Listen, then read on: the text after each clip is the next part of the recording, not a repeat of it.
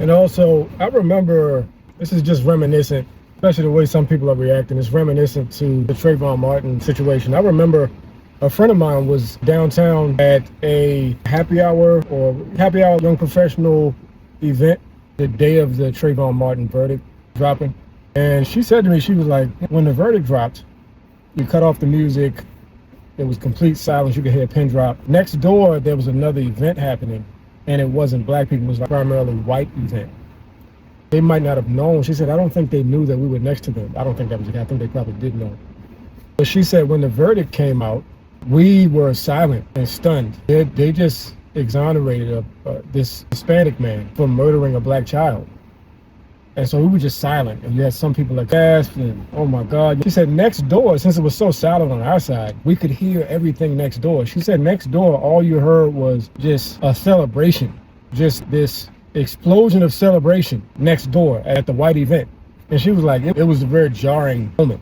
And when she told me that, honestly, I was like, yo, I'm happy this is happening, because during that trial, I remember a lot of black, especially black law professionals, practicing attorneys, not all of them, but a few of them I met would make excuses for the outcome of the trial. They would either blame the defense, or they would say that circumstantially the burden of proof was put on Trayvon, was put on the defense as opposed to the prosecution, right?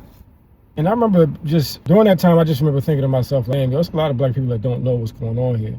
It's a lot of black people that are rationalizing this outcome because they think, and even to the point where you had a lot of black people that I remember saying this, he shouldn't have had a hoodie on. That was the peak level. That was just mind blowing to me. I couldn't even really, that part was like, God damn, black people that silly. So I say all that to say this.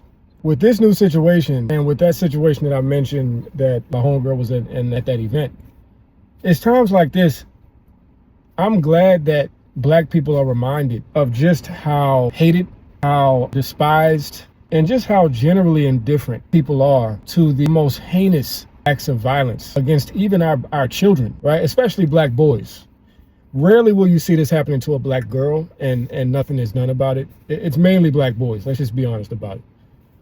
And I think it's important that these moments happen to just remind people that it's not sweet out here. And you have to come to terms with that, because otherwise you won't be vigilant. And I don't mean vigilant in whatever way that you can be vigilant. If you're an attorney, you can be vigilant in that regard. If you're just out in the world and in the community, you can be vigilant in that regard. You can be vigilant around your family, how you all speak about